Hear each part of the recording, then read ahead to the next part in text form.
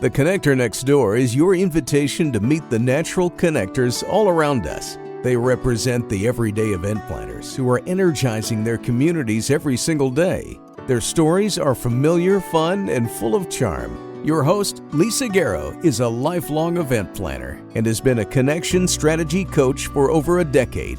She knows events can become energized connecting points where communities can gather and grow. Let's listen in as she strikes up a conversation with today's Connector Next Door.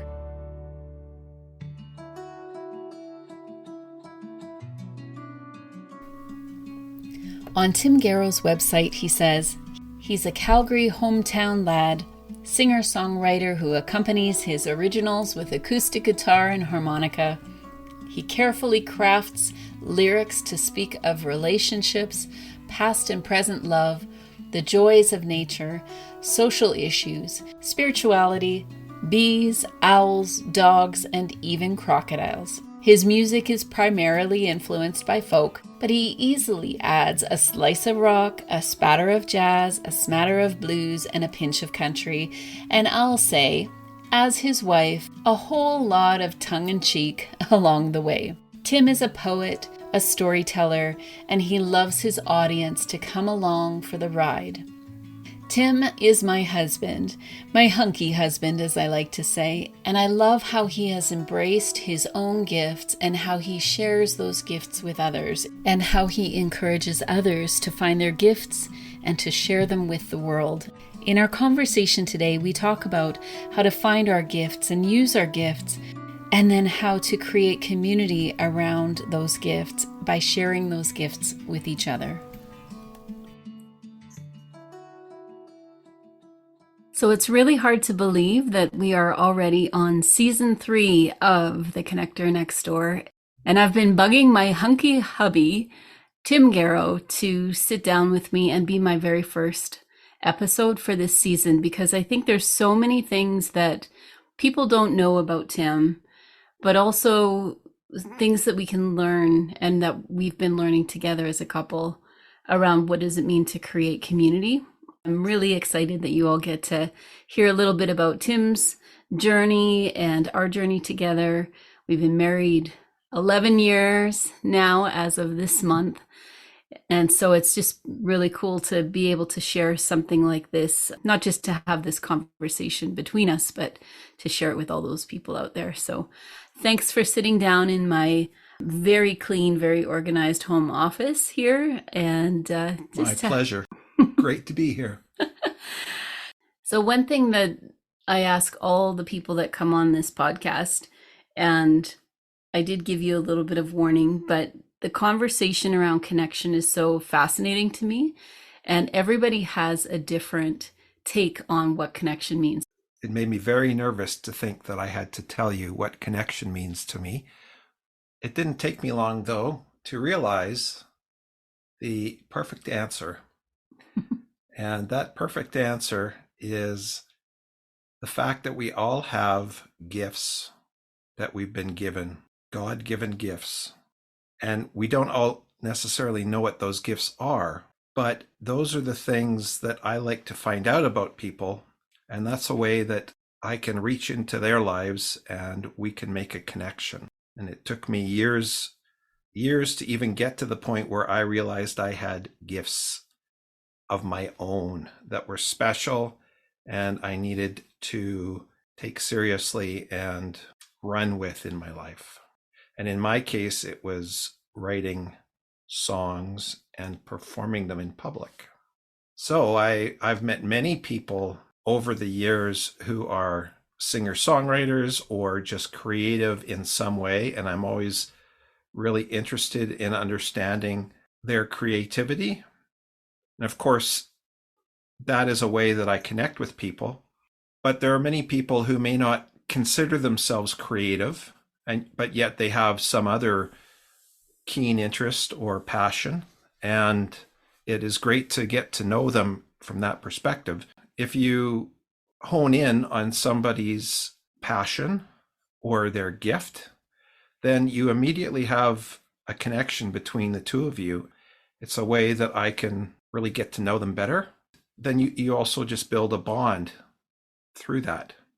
and build a trust, in that anytime you reach out to somebody and you want to know about them, that bond can be created. And it really gives, I think, people permission to be that. Like, I think a lot of people don't feel like there's any place for it, like to use their gifts that way. And even when we met, that was one thing that I always have loved. I loved at the beginning, and I still love about us, is you're always so open to explore someone else's gift and to encourage them in that gift. And you've done that with me and the business over all these years, and have given me a lot of freedom to make mistakes and to try things. And as we've grown together, and for you to start to reach out, like you just turned 60. So that's a big deal, big milestone. What was that you said? I can't hear you. 60, what, 3 songs? 63 songs that you've written. Well, that I've counted. I'm hoping there are a few more, because I thought I'd have a few more by now.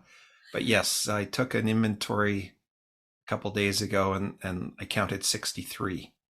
Exploring your gift of music and writing songs and performing songs isn't necessarily new, but what's kind of cool in the last couple of years, you've just really taken the time to lean in and get serious about it and really enjoy the process of getting yourself out to open mics and things like that too. And I think that that's where, when you and I connect on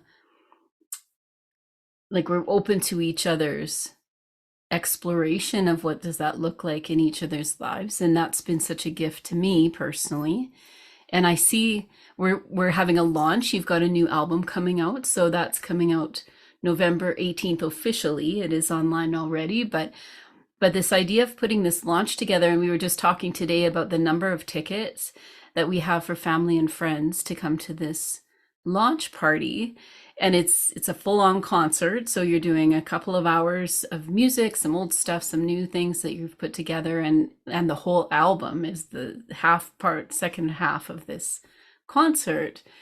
But the people getting the tickets are people that you've known for a long time and have been people that you've encouraged in their gifts. And I just love that it's almost like there is no stage, because everybody's there to celebrate what it means. They're going to celebrate you and what you've created. But it also is that celebration of everyone in the room and how we've supported each other over the years. Yeah, and I would have to say that everybody who does come, in some way, minor or majorly, I have celebrated their gifting, some passion of theirs, whether it be music or something else. Mm-hmm. And I shouldn't say a long time ago. When was it? A couple of years ago, you were part of Toastmasters, and yes. You were asked to, or you chose a topic. You were asked to do a speech, and then you chose a topic that you needed to run through. And I was your guinea pig that you were practicing this speech over and over again. And that was before there is I believe it's a Netflix special about the blue zones. Mm-hmm. And you were doing research on the blue zones a couple of years ago, and having listened to it over and over again, and now seeing that people are actually understanding that more, and they're curious about what does it mean to live a long life and to have things in our lives that bring us together, actually connect us together, and to be deliberate about that and intentional about gathering together. Do you want to share a little bit what you learned about blue zones when you first did the speech, and then when you watched, because I think you watched the full series, like any surprises around what was revealed about, number one, what is a blue zone? And then what are they suggesting we do or we could learn from that would help us to connect better with those that are around us and live long, healthy, happy lives? So the blue zones are areas in the world that were identified by a man who used to work for National Geographic, whose name escapes me. But he was very curious about the areas in the world where people lived the longest, had the most centenarians. And what was fascinating about each of them, they all had different differences. A lot had to do with their diet and the fact that every day there was a lot of movement in their lives. But community was really an essential part of each of these blue zones, celebrating together, laughing. Laughing was big. And doesn't matter how old you are, as a community, you came together. The interesting thing in Okinawa, that was the first blue zone that was looked at. They talk about this sense of purpose in life and how important having that sense of purpose is. However, that sense of purpose, or that comes back to this gifting, and each and every person has that sense of something special about them that they need to share.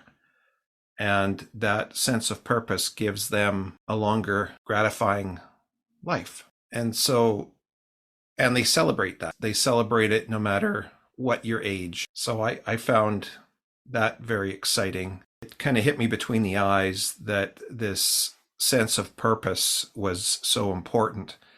And I just keep coming back to that in my life over and over again, how by knowing that you have that sense of purpose or that special gifting, it allows you, it drives you. And I think that's the thing. You are a very driven person. You have great sense of purpose and you're very driven that way. And I admire that about you. My sense of purpose in regards to not only expressing myself through music and through writing lyrics, but I also, just by having that sense of purpose for myself, makes me want to celebrate other people's sense of purpose, which goes back to that gifting.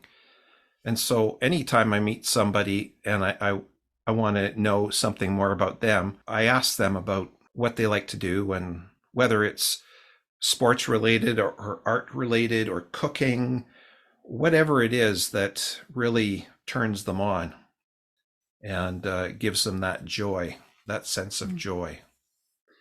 It reminds me a little when I was raising the girls. So my girls are both adults now, and Tim, you've been part of their life for 13 years almost already. But we used to talk a lot about competition and how there's a quote: lighting somebody else's candle doesn't take away the light in your own candle. And so by celebrating someone else's wins, they've accomplished something, if we can celebrate that, it's a gift to them, but it's actually, it doesn't take anything away from us. And we compare ourselves to others, or we're in competition with somebody else, or we're feeling a little sore because, especially in the music business, I'm sure, not that that's necessarily my world, but where somebody gets a big break or somebody has an opportunity. In my world, it's like somebody else gets that contract or gets to speak at that event or does the thing.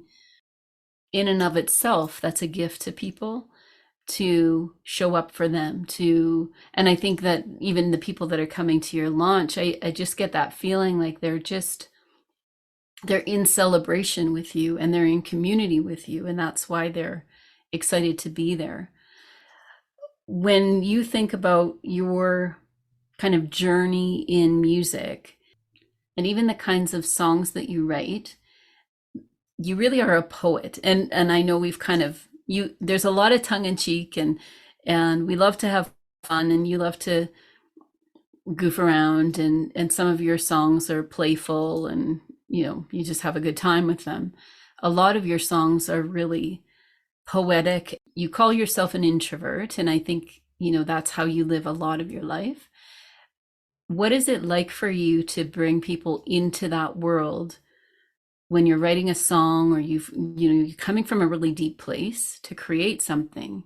Is it hard for you to open that up to others? And because people are listening and evaluating and trying to take in what you're putting out in the world, Or do you find that energizing to bring something that you've created in a quiet time, like out in the country, or you've written some kind of reflection on life, but then you're bringing it out into the community and sharing that with other people? Is that First of all, the fact that I was able to create something in the very first place is a celebration for me.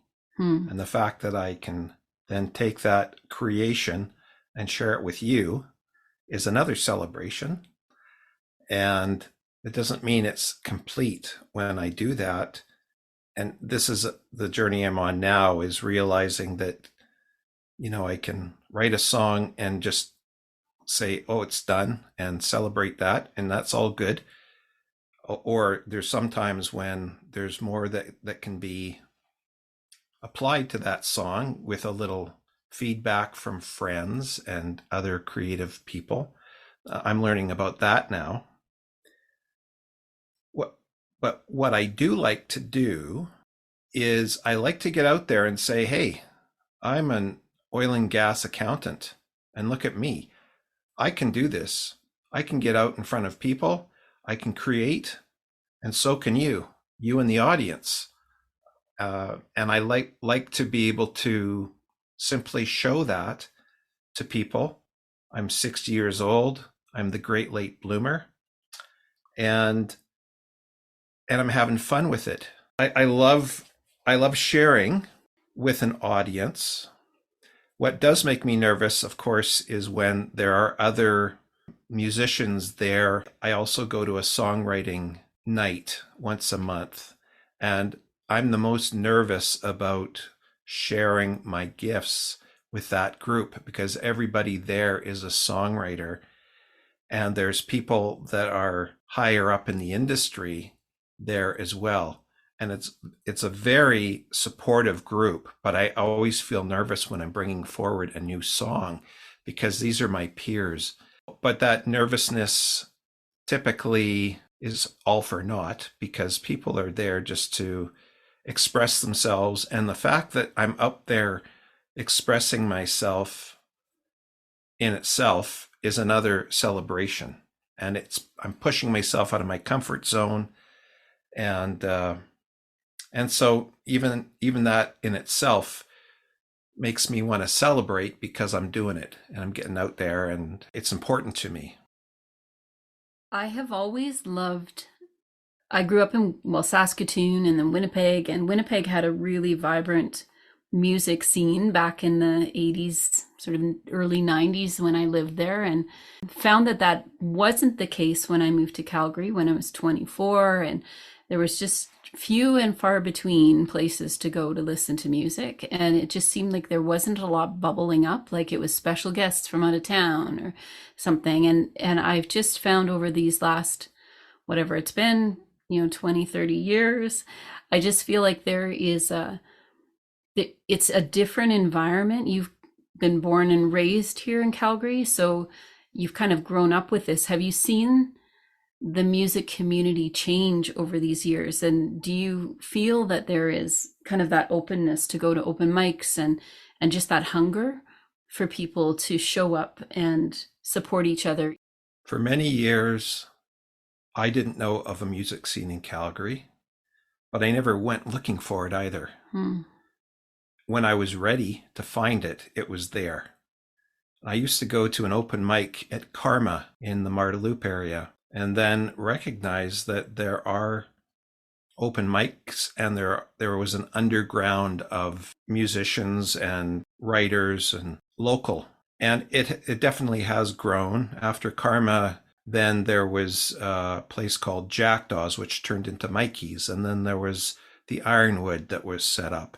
And maybe those were bigger centers. And then there are satellite places that kind of are all over the place. So maybe it is true that over the years, all of these satellite locations have come up, because you can find open mics every night of the week now in Calgary, which is great, because I can, if I want, if I had the energy, I could go out every night of the week and connect with other musicians, and I would be inspired by what I hear there, and that would in turn get me to come home and start writing. And then I would go back out to those open mics, and perhaps I would inspire somebody else. And the music is all over the map. Like, it's not just folk music, not just, even poetry, or like we've got friends that do poetry open mics. And it's just really, I think that's where I'm seeing such a cool energy. And it's not about what age you are either, that people are showing up at all ages. And it almost is that common denominator where we can all enjoy a great song, or the process of playing a new song that you've just written or something like that at an open mic. And it has kind of led us as a couple, like we have a house where we actually have a little space at the sort of front of the house that we've set up now over the last couple of years. Came from, we used to have a potluck party before summer, and kind of came from this feeling like I don't have family in town, and how do we create a way for friends to come and enjoy the space and get to know each other? But that's morphed into now this open mic that we have in our house. And, everybody brings something to eat, and we have some drinks, and I've just come to love the community that shows up, because you really never know who's going to be here. And even if it's like 10 or 20 people that show up, some to just enjoy the music, but most will bring an instrument. And like I was saying about your launch, like it literally is, there is no stage at our open mic, because people have their instruments all over the living room, and they'll play along and just be jamming or supporting somebody's song. And when I think of you and I as a couple kind of sharing that experience and jumping back to the Blue Zones, it's interesting to me that just kind of naturally, it feels like it just naturally came to be, because we love people that love music, and we have this space, and you have the equipment. And so in addition to just eating food and visiting, why not bring your instruments? Right. So tell us a little bit about that experience for you, and how, because you're also performing on those nights, but this is people coming into our house. Has that encouraged you even more to create a community with the people that show up? I really love those nights, and it's really not about me per se performing in those evenings. I always get up and perform a few songs, but it's really about encouraging others to get up, especially the ones who are a little more shy or feel like they're not worthy, or they just need that extra encouragement to get up there and shine. And again, just to celebrate what they bring forward. I have a friend, when I first met him, and he wanted to spend more and more time as a singer-songwriter, he had a long ways to go in order to get there. But I'm just in awe of his drive to just keep going further and further.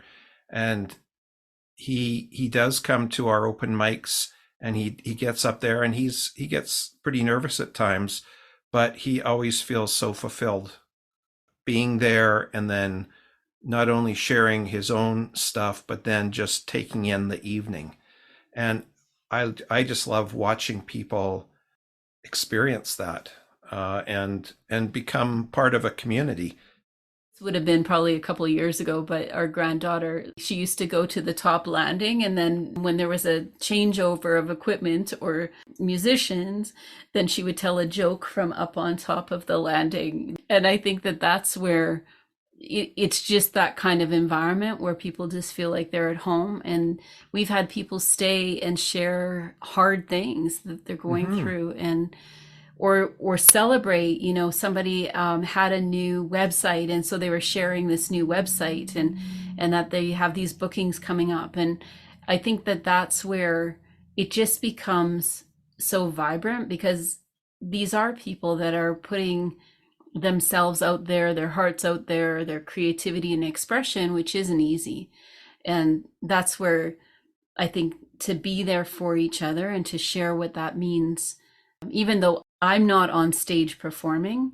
And I joke sometimes that the kitchen, when I'm cleaning up, it's called the listening room. I call it the listening room because people will come and tell me where they're at and what their stories are. So I get a different experience, maybe than on stage, but it's just as valuable. And I think people are just craving that opportunity to connect. And I think that that's something we forget, especially with the event planners that are listening to this. We over program so many things and we don't allow for space for the natural conversation or the natural expression to come out. And that's where we can learn from someone like you, where you might show up to an open mic, you don't know exactly where you're going to play, you know what you want to play, but the experience is open to connection.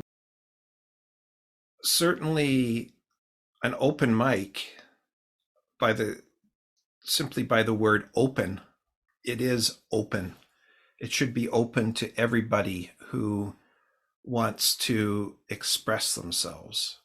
And sometimes that might be experiencing somebody who might not, the general population might not think is quite up there in terms of their abilities, but it doesn't matter because that person is putting themselves out there to express themselves. And the people that are, you might think, oh boy, that was interesting.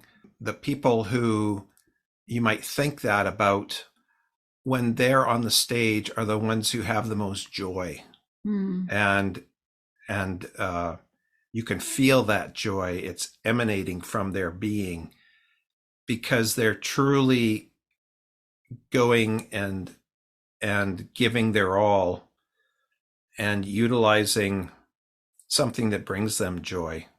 Sure, you want people in the audience to enjoy the evening, music that's nice and brings you happiness by listening, but there's also a sense of community and a sense of joy that you can get from seeing people get up there for the first time and celebrate their gifting. There was a place called Cafe Blanca that we would go every Thursday, and it was just such a mishmash, it felt like, but it was one of the best date nights we've had, I think, that was consistent. Every week we'd show up and you'd play, and I just loved being in the audience because you never knew what you were going to get. And some of those people are still friends today because of that time we spent there. For those of you out there that know Tim and I, you know that we have a lot of banter and goofiness and all of that. And today was a little more down to what your purpose is and sharing what your gifting has been like.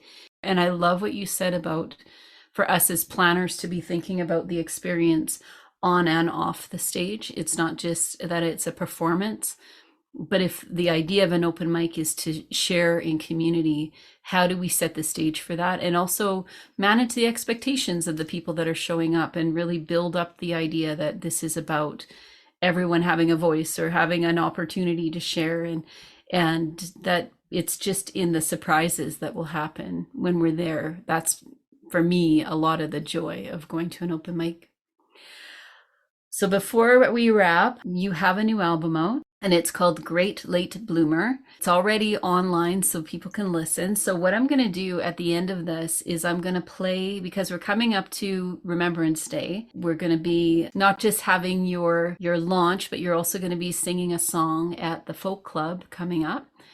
And this is a song called Thank You, Bless You, Be at Peace. And it's one of the most beautiful songs you sing, because it really is about honoring something outside of yourself and people outside of yourself that have enhanced what your life is. So can you tell us a little bit about that song? And then once we wrap, then I'll play that for all of you to hear that are listening to the podcast. And then I'll also put some links below here where you can actually go to the album download the songs. You can listen to the full album, timgareaumusic.com, as well as on Instagram and Facebook. And on Instagram, it's Tim Gareau Music. So can you tell us a little bit about this song that you wrote? In 2016, on November 11th, my wife, Lisa, my mother, Ethelene, and I went out to the country. My family has land southwest of Calgary. We call this place Torrin Glen. And my mom and dad had the foresight to purchase this land in the early 1990s. Originally, they were going to retire on the West Coast, but they decided that no, their family is in Calgary. And so they decided to buy some land outside of Calgary, and they would spend their free time out there. My dad passed away in 2014. 2 years later, when we were out at the land on November 11th, it was an amazing day. It was similar, if you live in Calgary, to the Thanksgiving weekend we just enjoyed. It was like 20 plus degrees outside, beautiful, still day, sunshine. And we were just sitting on the deck watching the clouds, and we were watching the blue sky and the mountains in the distance. And there were birds feeding. It was just a perfect day. I was so thankful. So I just started writing this song, and the song really speaks to everything I experienced in that day. Recognizing that it was Remembrance Day, it just blew my mind that here we are sitting here enjoying this freedom, whereas there were so many thousands of men and women who gave their lives so that we could have this kind of freedom. Not only was I thankful about our men and women who sacrificed for our freedom, but I was also thankful for my dad, who had the vision of having this place where his family could come and celebrate nature and the beauty of the land. So this song is a song of thanks, and it's a wishing of blessing on the souls of these people, and wishing them peace. It's a beautiful song. Thank You're you. an amazing person, honey. Thank you for joining me. By the way, for everybody out there, Lisa is also a singer, and I encourage her to get out there and sing from her heart whenever she can, because she has a beautiful voice, and we do great harmonies together. And I may or may not edit that out. But for now, thanks, sweetheart. I just appreciate you so much, and I'm glad we get to build this incredible life and this cool community around us and explore what it means to get into this next phase of life. Woot, woot. Woot, woot. Love you, babe. Love you too.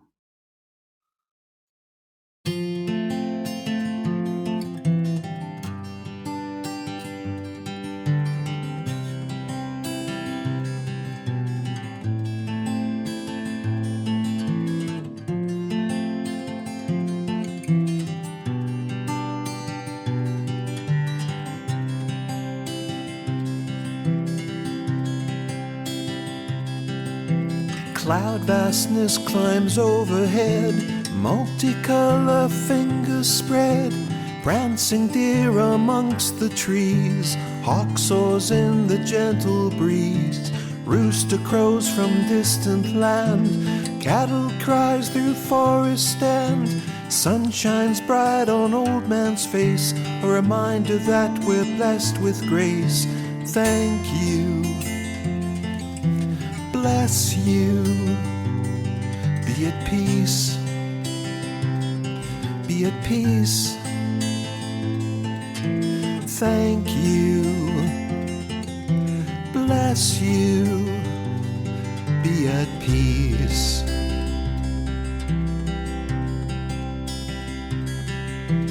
Chickadees flit about with glee. Blue jays come join the party.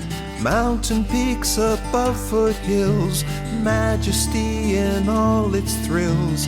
Aspen branches reach sky blue, Big meow calls hoot. Fallen leaves crunch under feet. This special day is ours to greet. Thank you. Bless you. Be at peace. Be at peace. Thank you. Bless you. Be at peace.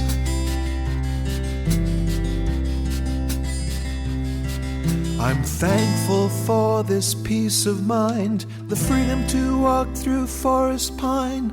Your sacrifice was not in vain, lest we forget, thank you again.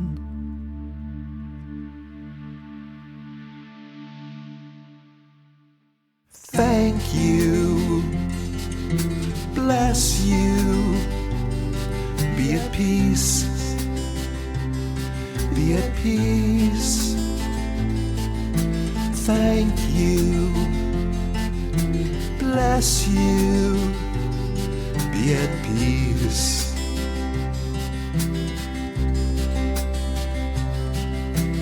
Thank you. Bless you. Be at peace.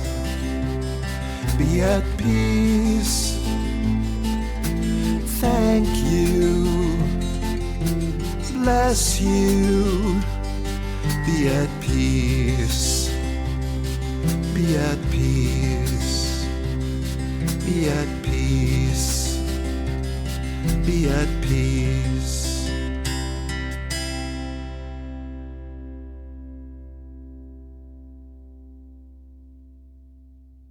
The Connector Next Door podcast is produced by Candy Event Consulting, where everyday event planners and their teams gain clarity, get connected, and grow in confidence. Subscribe at www.candyconsulting.ca to hear visits with everyday event planners who are putting connections first.